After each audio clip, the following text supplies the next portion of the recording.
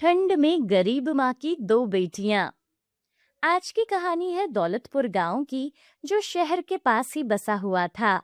उस गांव में कांता अपने परिवार के साथ रहा करती थी। कांता की दो बहुएं थी। कांता के बेटे शहर में नौकरी करते थे। कुछ समय पहले कांता के छोटे बेटे मोहित की मौत हो गई थी। मोहित की पत्नी की दो बेटियां थी।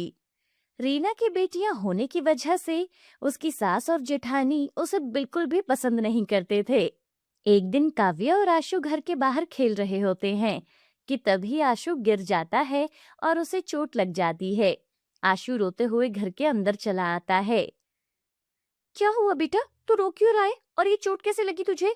जरूर इस काव्या ने तुझे मारा होगा, है ना? सीमा काव्या को एक चांटा जड़ देती है और काव्या रोने लगती है। दीदी, आशु खुद से गिर गया था, काव्या ने उसे नहीं गिराया था। अच्छा जी, तेरी बेटी ने मेरे बेटे को नहीं गिराया तो वो क्या अपने आप गिर गया? हाँ ताई जी, आशु अपने आप गिर गया था। तभी वहां कांता भी आ जाती है। अरे सीमा बहू, क्या हुआ? तू इतना गुस्सा क्यों हो रही है? माँ जी, इन मनहूसों ने ना आशु को गिरा दिया और देखो उसे कितनी चोट लग गई है। हाय राम, ये क्या किया तुम दोनों ने? एक ही पोता है मेरा। मेरे बेटे को तो तुम दोनों निकल गई हो, अब मेरे पोते को मार डालोगी क्या? रीना अपनी सास और जेठानी के ऐसे ताने सुनकर रोने लगती है। माँ जी, आप ये कैसी बातें कर रही हैं? मेरी बेटियां आशु को अपने आप से ज्यादा बढ़कर ख्याल रखती हैं। मेरी बेटियां मनहूस नहीं है माँ जी, वो आपकी भी पोतियां हैं। आप लोग आशु से ही पूछ लीजिए कि उसे चोट कैसे लगी थी। बताओ आशु बेटा, तुम्हें चोट कैसे लगी थी? हाँ दादी, माँ, मैं ना खुद से ही गिर गया था। देखा माँ जी, मैंने कहा था ना कि काव्या ने उसे नहीं गिराया था। अरे तो फिर चोट तो लगी गई ना। जब भी इन मनहूसों के साथ खेलता है तब कुछ ना कुछ हो ही जाता है इसे। बस दीदी, बस कीजिए आप।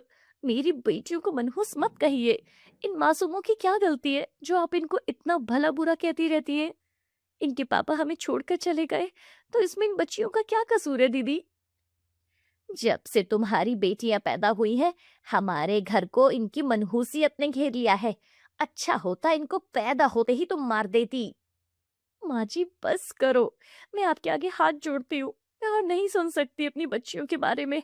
अगर आपको इतनी ही दिक्कत है मेरी बेटियों से तो मैं ये घर छोड़कर चली जाऊंगी। सीमा रीना के घर छोड़ने वाली बात से बहुत खुश हो जाती है और सोचने लगती है, अगर ये यहाँ से चली जाए तो सारी जायदाद हमारी होगी। हाँ हाँ, चली जाओ यहाँ से और फिर कभी पैर मत रखना इस घर में, समझी? रीना अपना कुछ सामान लेती है और अपनी दोनों बेटियों को लेकर वहां से जाने लगती है। नहीं माँ, मैं भी काव्या दीदी और सानवी दीदी के साथ जाऊंगा। नहीं आशु, तू इन मनहूसों के साथ कहीं नहीं जाएगा। आशु उनके साथ जाने के लिए रोता रहता है, लेकिन रीना अपनी बेटियों को लेकर वहां से चली जाती है। इतनी ठंड में अपनी दोनों बेटियों के साथ रीना चली ही जा रही थी। माँ, मेरे पैर दुखने लगे हैं और मुझे ठंड भी लग रही है माँ। हाँ माँ, हम कहाँ जा रहे हैं? पता नहीं बेटी, अब तो भगवान ही हमारा सहारा है। अभी कुछ देर और चलो मेरी बेटी। अगर कोई जगह मिलती है तो हम वहां कुछ देर आराम कर लेंगे। रात हो गई थी। थोड़ी दूर जाने के बाद रीना एक फुटपाथ पर अपनी बेटियों के साथ बैठ जाती है और अपने पति को याद करके रोने लगती है। हे भगवान, इतनी ठंड में मैं अपनी बच्चियों के साथ कहाँ जाऊंगी? मुझे तो कुछ समझ नहीं आ रहा है कि मैं इन दोनों को कहाँ लेकर जाऊंगी, कैसे पालूंगी। अगर आज ये होते तो मुझे और मेरी बेटियों को घर वालों के ताने नहीं सुनने पड़ते। ऐसे ही इतनी भयंकर ठंड में वो अपनी रात गुजारती हैं और अगले दिन वहां उसी फुटपाथ पर एक समोसे की रेहड़ी वाला आदमी वहां पर खड़ा हुआ था। माँ, मुझे बहुत भूख लग रही है। काव्या, बस कुछ देर और, फिर मैं आपको समोसे खिलाऊंगी। सच में माँ? हाँ मेरी बच्ची, सच में। रीना अपनी बेटियों को बहला फुसला लेती है, लेकिन उसे पता था कि अभी उसके पास कुछ भी नहीं है जिससे वो अपनी बच्चियों का पेट भर सके। तभी वहां पर एक औरत आती है। भाई साहब, 5 समोसे पैक कर दीजिए। और वो औरत देखती है कि काव्या उसकी ओर ललचाई आंखों से देख रही है। वो औरत उनके पास जाती है। आपको भी समोसा खाना है? हाँ, मुझे बहुत भूख लगी है। मैम साहब, आप मुझे कुछ पैसे दे दीजिए, मुझे अपनी बच्चियों को समोसे खिलाने हैं। अभी तो मैं तुम्हें पैसे दे दूंगी, लेकिन उसके बाद तुम अपना और अपनी बच्चियों का पेट कैसे भरोगी? रीना उस औरत से कुछ नहीं कह पाती और दुखी हो जाती है। मैम साहब, अगर आप मेरी मदद कर देंगी तो मैं आपकी जिंदगी भर कर्जदार रहूंगी। ठीक है, मैं तुम्हें अपने घर में काम दे दूंगी, जिससे तुम अपनी बच्चियों का ख्याल रख पाओगी।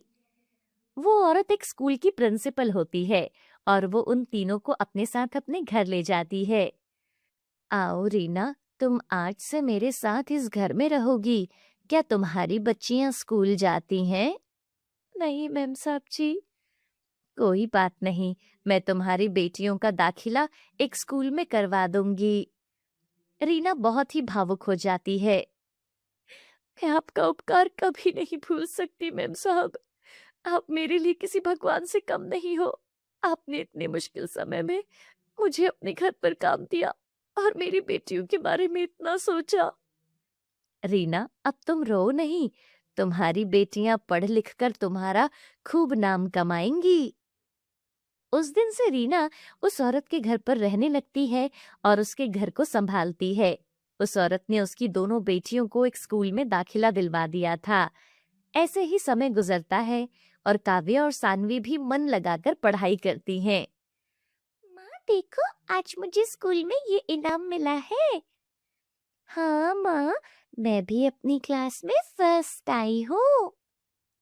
हाँ रीना, तुम्हारी बेटियां तो बहुत होशियार हैं। मैं सोच रही थी क्यों ना तुम इनको पढ़ने के लिए शहर भेज दो। लेकिन आराध्या मैम साहब, मैं कैसे इनको पढ़ा पाऊंगी? मेरे पास तो इतने पैसे भी नहीं हैं कि मैं अपनी बच्चियों को शहर पढ़ने के लिए भेज दूं। अरे रीना, तुम चिंता मत करो, मैं तुम्हारी बेटियों को शहर में पढ़ाऊंगी। नहीं आराध्या मैम साहब जी, आपने हम पर पहले ही बहुत उपकार किए हैं। इसमें उपकार वाली कौन सी बात है? अब तुम्हारी बच्चियां सिर्फ तुम्हारी ही नहीं, ये मेरी पोतियों की तरह है मेरे लिए। मेरी खुद की तो कोई बेटी नहीं थी और मेरे बेटे और बहू के भी बेटे ही हैं। काव्या और सानवी मुझे मेरे लिए मेरी पोतियां लगती हैं। और जो तुम्हारे साथ तुम्हारे परिवार वालों ने किया, ये दोनों बड़े होकर जब कोई अफसर बन जाएंगी, तब उनको भी अपनी गलतियों का एहसास हो जाएगा। आराध्या उन दोनों को पढ़ने के लिए शहर भेज देती है और कुछ सालों बाद काव्या और सानवी भी अपनी पूरी पढ़ाई कर लेती हैं। काव्या एक डॉक्टर बन जाती है और सानवी एक टीचर बन जाती है। कुछ समय से उनकी ताई सीमा एक बीमारी से ग्रस्त थी। सीमा को एक ऐसी बीमारी हो गई थी जिसका कहीं भी कोई इलाज नहीं हो रहा था। माँ, मैं कल आपको शहर लेकर जा रहा हूँ। बेटा, ये सब मेरे कर्मों का फल है। मैंने तुम्हारी चाची और काव्या सानवी के साथ बहुत बुरा सलूक किया। उसी वजह से भगवान ने मुझे ये सजा दी है बेटा। आशु अपनी माँ को एक हॉस्पिटल में लेकर जाता है। उस हॉस्पिटल में काव्या डॉक्टर थी। काव्या अपनी चाची का इलाज करती है और कुछ ही हफ्तों में सीमा बिल्कुल ठीक हो जाती है। आपका बहुत बहुत शुक्रिया। आपकी वजह से आज मुझे इस बीमारी से छुटकारा मिला है। Thank you doctor. तभी वहां सानवी आती है। अरे आशु, ताई जी, आप लोग? अरे बेटी, तुम हमें कैसे जानती हो? ताई जी, मैं सानवी हूँ और ये काव्या है। सीमा और आशु ये सुनकर चौंक जाते हैं। आशु अपनी बहनों को अपने सामने देखकर बहुत ज्यादा भावुक हो जाता है। काव्या दीदी, आप इतने दिनों से माँ का इलाज कर रही थी, आपने एक बार भी हमें नहीं बताया कि आप काव्या हो। क्यों दीदी, आपने हमें क्यों नहीं बताया? आशु, तुम तो जानते ही हो कि चाची मुझे बिल्कुल भी पसंद नहीं करती हैं, इसलिए मैंने अपने बारे में नहीं बताया। मुझे माफ कर दो मेरी बच्चियों, मैंने तुम लोगों के साथ बहुत बुरा किया और तुम लोगों को घर से भी निकाल दिया था।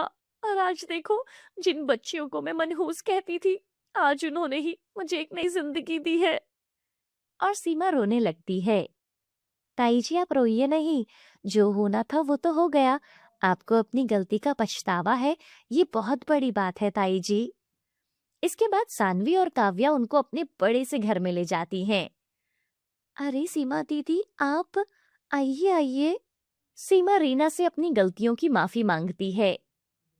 नहीं दीदी, मुझे आपसे कोई शिकायत नहीं है। इसके बाद वो सभी एक ही घर में रहने लगते हैं। काव्या ने अपना खुद का हॉस्पिटल खोल लिया था और सानवी ने भी अपने पापा के नाम पर स्कूल खुलवाया था। ये कहानी हरिपुर नाम के एक छोटे से गांव की है, जहां मदन नाम का एक गरीब किसान रहता था। मदन के परिवार में उसके अलावा उसकी पत्नी आशा और एक बेटा अरुण था, जिसके साथ वह खुशी खुशी रहता था। मदन के पास में एक अपनी जमीन थी, जहां पर खेती करके वो अपने घर का पालन पोषण करता था। परंतु अब उसकी वह जमीन पहले की तरह उपजाऊ नहीं रही थी। धीरे धीरे उसकी जमीन से फसल की पैदावार भी कम होने लगी थी। एक दिन इसी तरह चिंता में वो अपनी जमीन के पास बैठा होता है और कमाई का कोई और जरिया सोचने लगता है। दिन प्रतिदिन मेरी इस जमीन से उगने वाली फसल कम होती जा रही है। लगता है मुझे अब कोई दूसरी जमीन लेकर काम करना होगा, या तो कोई और जरिया ढूंढना होगा कमाने का। पर अब मैं इस जमीन के भरोसे नहीं रह सकता हूँ। चलो एक बार चल के आशा से राय लेकर देखता हूँ, वो क्या कहती है इस बारे में। मदन तुरंत खेत से अपनी घर की तरफ चल पड़ता है और घर पहुंचकर वो सबसे पहले अपनी पत्नी आशा को आवाज लगाता है। आशा, ओ आशा, जरा यहाँ तो आना, तुमसे एक जरूरी बात करनी है। मदन की आवाज सुनकर आशा वहां आ जाती है। बोलिए जी, आपने मुझे बुलाया क्या?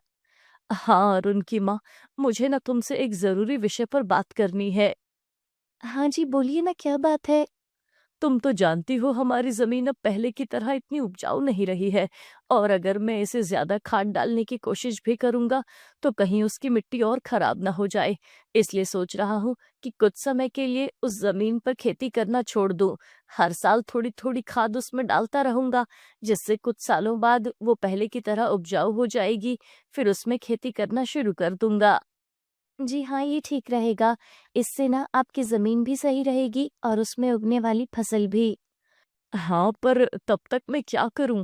क्योंकि मेरे पास दूसरी तो कोई ज़मीन नहीं है, तो घर का खर्च चलाने और अरुण की पढ़ाई के लिए कहाँ से पैसा जुटा पाऊंगा? आप एक काम क्यों नहीं करते जी? एक बार जाकर गांव के जमींदार काका से मिल लीजिए। वो तो बहुत अच्छे और नेक दिल के हैं। वो आपकी मदद जरूर करेंगे। हाँ आशा, ये ठीक रहेगा, क्योंकि काका को अगर कोई नया काम करने के लिए भी बोलूंगा तो वो उसमें भी मेरी मदद कर देंगे। ठीक है आशा, मैं कल सुबह सुबह ही काका से मिलने उनके घर चला जाऊंगा। अगली सुबह मदन जमींदार से मिलने उनके घर के लिए चल पड़ता है। जमींदार के घर के बाहर पहुंचकर वो जमींदार जी को आवाज लगाता है। क्या आप घर पर हो जमींदार जी? मदन की आवाज सुनकर जमींदार जी बाहर आते हैं। अरे आओ बेटा, बोलो क्या हुआ, कुछ काम था क्या? हाँ काका, आपकी एक मदद चाहिए थी। हाँ, बोलो ना बेटा, मैं किस प्रकार तुम्हारी मदद कर सकता हूँ? मदन जमींदार को अपनी खेत की हालत के बारे में बताता है। अरे, तो इसमें परेशानी क्या है बेटा? काका, मेरे पास एक ही जमीन है जिस पर खेती करके मैं अपना घर का खर्च चलाता हूँ, और मैंने आज तक खेती के अलावा कोई दूसरा काम भी नहीं किया। तो अब यही समझ नहीं आ रहा कि मैं क्या करूँ। बेटा, खेती के अलावा दूसरा काम क्यों करना चाहते हो तुम? एक काम करो, मेरे गांव के बाहर एक जमीन है, तुम उस पर खेती करो। काका, पर इससे तो आपका नुकसान हो जाएगा ना। अरे नहीं बेटा, कोई नुकसान नहीं होगा। इसी बहाने तुम मेरी जमीन की देख रेख भी करोगे, क्योंकि अब तो मेरी भी उम्र हो गई है। मेरा बेटा भी शहर में रहता है, तो इससे तुम्हारा भी भला हो जाएगा। काका, अगर ऐसी बात है तो कल से ही उस खेत पर मैं काम करने के लिए चला जाऊंगा। मदन जमींदार जी को धन्यवाद कहकर वहां से अपने घर के लिए निकल जाता है। मदन अपने घर पहुंचकर आशा को सारी बात बता देता है। ये तो बहुत अच्छा है, यानी आपकी सारी चिंता खत्म हो गई जी। हाँ आशा, अब मैं काका के खेत पर बहुत मेहनत करूंगा और कोशिश करूंगा कि एक दो खेत और खरीद लूं, क्योंकि भविष्य में ऐसी समस्या आई तो उसके लिए हम तैयार रह सके। अगली सुबह मदन जमींदार के खेत पर काम करने के लिए निकलने वाला होता है और सोचता है, काका की जमीन गांव के बाहर है, तो शायद शाम को आते आते देर हो जाए, इसलिए आशा को बोलकर जाता हूँ। आशा, ओ आशा, जरा यहाँ तो आना। आशा वहां आती है। जी, आपने मुझे बुलाया? हाँ आशा, सुनो, काका का खेत गांव के बाहर है, तो मुझे शाम को घर लौटने में देर हो सकती है। तो अगर मुझे देर हो जाए तो तुम और अरुण खाना खाकर सो जाना, ठीक है? आप अपना ध्यान रखना जी, और हाँ, 1 मिनट यहीं रुकिए, मैं अभी आपके खाने का डिब्बा लेकर आती हूँ। आशा मदन को खाने का डिब्बा पकड़ाती है। मदन अपना खाने का डिब्बा लेकर गांव के बाहर वाली जमीन पर काम करने चल पड़ता है। चलते चलते कुछ समय के बाद वो गांव के बाहर वाली जमीन पर पहुंच जाता है। चलो, अब मैं पहुंच गया हूँ, तो फटाफट से खेत पर काम करना शुरू कर देता हूँ। मदन अपनी कुदाल उठाकर खेत पर काम करना शुरू कर देता है। मदन को अभी काम करते करते कुछ ही समय हुआ था कि तभी पीछे से एक सांप आकर उसे काट लेता है। सांप के काटने के कुछ समय में ही मदन चक्कर खाकर वहीं गिर जाता है, जहां मदन सांप के काटने से बेहोश हो चुका था। पर खेत गांव के बाहर होने के कारण उसकी खबर अब तक उसके घर वालों को नहीं चलती। सुबह से अब रात हो जाती है और आशा मदन का इंतजार कर रही होती है। माँ को इतना परेशान देखकर अरुण पूछता है, क्या हुआ माँ? पिताजी अब तक क्यों नहीं आए? बेटा, तुम्हारे पिताजी ना आज काम करने जमींदार काका के गांव के बाहर वाली जमीन पर गए हैं, पर उन्होंने मुझे बोला भी था कि आते आते देर हो जाएगी, पर लगता है अब कुछ ज्यादा ही समय हो गया है। माँ, आप क्यों फिक्र कर रही हो? पिताजी ने बोला था कि उन्हें आने में देर होगी, तो कुछ सोच समझ कर कहा होगा। एक काम कीजिए, आप जाकर सो जाइए। अरुण की बात सुनकर आशा अपने कमरे में सोने के लिए चली जाती है।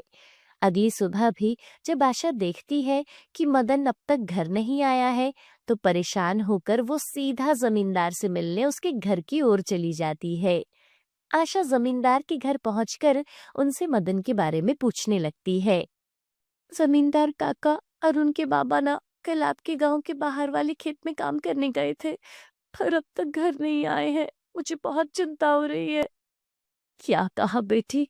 मदन कल गया था और अब तक घर नहीं आया? तुम चिंता मत करो बेटी, मुझे थोड़ा समय दो, मैं अभी किसी को भेजकर पता लगाता हूँ कि मदन कहाँ है। जमींदार अपने घर के काम करने वाले शामू को मदन को देखने के लिए भेजता है। कुछ समय के बाद शामू जमींदार के खेत पर पहुंच जाता है। ये क्या? मदन का तो पूरा शरीर नीला पड़ चुका है। अरे, मुझे लगता है इसे किसी सांप ने काटा है। मुझे तुरंत जमींदार जी को ये बात बतानी पड़ेगी। शामू वहां से भागते भागते जमींदार के घर के लिए निकल जाता है। शामू जैसे ही जमींदार के घर पहुंचता है। क्या हुआ शामू बेटा, तुम इतना दौड़ते हुए क्यों आए, और क्या तुम्हें मदन मिला? शामू जमींदार को मदन के बारे में बताता है। शामू की बात सुनकर वहां पास में खड़ी आशा रोने लगती है। शामू, तुम सबसे पहले वैद्य जी को लेकर वहां पहुंचो, मैं आशा बेटी को लेकर वहां आता हूँ। शामू वैद्य जी को लाने चला गया। दूसरी तरफ जमींदार आशा को लेकर मदन को देखने उसके खेत की तरफ निकल जाता है। कुछ देर चलने के बाद जमींदार और आशा वहां पहुंचे तो उन्होंने देखा कि मदन बेहोश हालत में खेत में गिरा था और उसका पूरा शरीर नीला पड़ चुका था। आशा मदन की हालत देखकर रोने लगती है। तभी वहां वैद्य जी आ जाते हैं और वैद्य जी मदन की हालात का जायजा लेने लगते हैं। क्या हुआ वैद्य जी? अब कैसी है मदन की हालत? और देखिए जमींदार जी, मैं आपको झूठ बोलकर अंधकार में नहीं रखना चाहता हूँ, पर मदन की हालत बहुत खराब है। वैसे तो मैंने उसे जहर काटने वाली औषधि दे दी है, परंतु जहर मदन के अंदर कुछ ज्यादा समय तक रह गया है, जिस कारण वह प्रगाढ़ बेहोशी की हालत में चला गया है। प्रगाढ़ बेहोशी? ये क्या होता है वैद्य जी? प्रगाढ़ बेहोशी की हालत में व्यक्ति जीवित तो होता है, परंतु उसके बदन के हिस्से में हलचल नहीं होती है, और ये अब कब तक होश में आएगा, ये भी नहीं कह सकते हैं। वैद्य जी, तो अब हम क्या करें? देखिए जमींदार जी, अभी के लिए मैं कुछ दवाइयां दे रहा हूँ, उसे समय समय पर पानी में मिलाकर देना। बाकी तो सब ऊपर वाले के भरोसे है। वैद्य मदन की हालत का जायजा लेकर और दवा देकर वहां से चले गए। फिर कुछ गांव वाले लोग मदन को लाकर उसके घर के बिस्तर पर लिटा देते हैं। देखो आशा बेटी, तुम बिल्कुल चिंता मत करना। तुम मदन की अच्छे से देखभाल करो। देखना, वो बहुत जल्द ठीक हो जाएगा। और तुम्हें अगर किसी भी चीज की जरूरत हुई तो मुझे जरूर बता देना। और हर महीने मैं तुम्हारे लिए और अरुण के लिए कुछ पैसे भेजता रहूंगा। पर तुम हिम्मत मत हारना बेटी। आपका बहुत बहुत धन्यवाद काका। आप हम लोगों की बहुत मदद कर रहे हो। जमींदार जी वहां से चले जाते हैं। जमींदार जी के जाने के बाद वहां अरुण आता है और अपने पिता की हालत देखकर अपनी माँ से उसका कारण पूछने लगता है। माँ, ये पिताजी को क्या हुआ है? बेटा, तुम्हारे पिताजी को कल खेत में सांप ने काट लिया, जिस कारण वो बेहोश हो गए हैं। माँ, तो पिताजी होश में कब आएंगे? बेटा, वैद्य जी ने कुछ दवाइयाँ दी है और उन्हें समय समय पर पिलाने के लिए कहा है। उन्होंने बोला है कि उन दवाइयों से वो बहुत जल्द ठीक हो जाएंगे। पर माँ, पिताजी की ऐसी हालत, तो अब हमारे घर का खर्च कैसे चलेगा माँ? बेटा, तुम उसकी चिंता मत करो, मैं हूं ना, मैं सब संभाल लूंगी। नहीं माँ, आप क्या क्या करोगी? आप पिताजी का ध्यान रखोगी या आप घर संभालोगी या घर का खर्चा देखोगी? माँ, आप बस पिताजी और घर का ध्यान रखो। अब मैं खेत पर काम करके घर का खर्च चलाऊंगा। नहीं बेटा, तुमको काम करने की कोई जरूरत नहीं है, मैं सब संभाल लूंगी। तुम बस अपनी पढ़ाई पर ध्यान दो। तुम्हारे पिताजी का सपना है कि तुम बहुत बड़े अफसर बनो, और वो तो मैं तुम्हें बना कर रहूंगी, भले ही उसके लिए मुझे कितनी भी मेहनत क्यों ना करनी पड़े। फिर आशा अरुण को पढ़ने के लिए शहर भेज देती है। अरुण शहर में मन लगाकर पढ़ाई करता है। वहीं दूसरी तरफ आशा भी कड़ी मेहनत करती है। वो जमींदार के खेतों में खेती करने का काम करने लगती है और साथ ही साथ दूसरों के घरों में भी थोड़ा बहुत काम करती है। एक दिन जमींदार साहब उनके घर आते हैं। आशा मदन को दवाई खिला रही थी। अरे बेटी, तुम इतनी मेहनत क्यों कर रही हो? मैंने तुम्हें कहा था कि मैं तुम्हें हर महीने का खर्च दे दिया करूंगा। नहीं जमींदार काका, आपने हम पर बहुत उपकार किया है। देखो ना काका, अब इनकी हालत में भी सुधार होने लगा है। ऐसे ही समय गुजरता जाता है और आशा अपनी मेहनत से खेतों में अच्छी फसल पैदा करती है और अच्छा मुनाफा कमाती है। एक दिन आशा को अरुण का फोन आता है। माँ, मैंने पिताजी के सपने को पूरा कर दिया है माँ। जुग जुग जी मेरे लाल, मुझे पता था कि तुम एक दिन अपने बाबा का सपना जरूर पूरा करोगे। अरुण बेटा, तेरे बाबा भी अब पहले से बहुत अच्छे हो गए हैं। वैद्य जी ने कहा है कि बस कुछ ही दिनों में वो पूरी तरह से ठीक हो जाएंगे। अरे वाह, ये तो बहुत अच्छी बात है माँ। मैं अगले महीने ही गाँव आऊंगा। ठीक है माँ, अब फोन रखता हूँ। ठीक है बेटा, तुम अपना ध्यान रखना। कुछ दिनों के बाद मदन को होश आ जाता है और अब वो पूरी तरह से ठीक हो गया था और वो आशा से कहता है। आशा, मैंने तुम्हें और अरुण को बहुत परेशान किया। नहीं जी, आप ये कैसी बातें कर रहे हो? आप हमारी ताकत हो। जब तक आप ठीक हो रहे थे, मैंने हर जिम्मेदारी संभाली और देखो, अब सब कुछ ठीक हो रहा है। जी, मैंने मन्नत मांगी थी कि जब आप पूरी तरह से ठीक हो जाओगे तो हम दोनों मंदिर में प्रसाद चढ़ाएंगे। फिर आशा मदन के साथ मंदिर जाती है और भगवान जी का धन्यवाद करती है। मंदिर में पूजा करके वो दोनों अपने घर आते हैं। घर आते ही वो देखते हैं कि उनके घर के बाहर एक गाड़ी खड़ी हुई थी, जैसे किसी अफसर की हो। वो दोनों घर के अंदर जाते हैं। प्रणाम माँ पिताजी। अरे अरुण बेटा, तू कब आया? तूने तो कहा था कि तू अगले महीने आएगा। अरे देखो ना आशा, हमारा बेटा अफसर बन गया है। अरे वाह! देखो कैसे सूट बूट पहने हुए है। मैं आपको सरप्राइज देना चाहता था। अरे पिताजी, आपका बेटा अब आईएएस ऑफिसर बन गया है और जो बाहर गाड़ी खड़ी है ना, वो भी हमारी है। आज मैं जो कुछ भी बन पाया हूँ वो सब आपकी बदौलत है। नहीं बेटा, ये सब तो तेरी माँ की कड़ी मेहनत और दुआओं का फल है। उसने दिन रात करके मेहनत की और आज मैं भी पूरी तरह से ठीक हो गया हूँ। नहीं जी, ये सब मैंने अकेले नहीं किया। अगर जमींदार काका मुझे अपना खेत नहीं देते तो मेरे लिए बहुत मुश्किल होती। हाँ माँ, चलो अब हम उनसे मिलने जाते हैं। फिर वो तीनों जमींदार के घर जाते हैं। आओ आओ बच्चों, तुम सबको एक साथ देखकर बहुत खुशी हो रही है। अब मदन भी पूरी तरह ठीक हो गया है और देखो समय का खेल, अरुण बेटा भी अपनी मेहनत से अब अफसर बन गया है। अब तो सब कुछ सही हो गया है। कुछ ही दिनों में अरुण अपने बड़े से घर में अपने माता पिता को ले जाता है और वो लोग खुशी खुशी रहने लगते हैं।